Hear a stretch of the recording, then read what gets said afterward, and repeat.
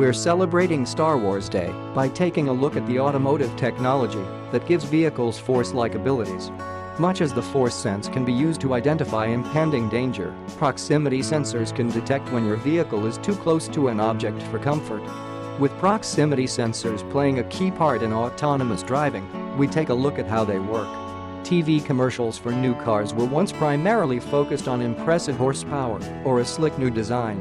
Now, automakers looking to advertise their new vehicles are highlighting other features not available until very recently. From parking assist, which helps the user complete that most nightmarish of maneuvers, the parallel park, to adaptive cruise control, ACC, which allows your vehicle to slow down or speed up depending on the traffic around you. The way cars are being built, used and sold is being revolutionized.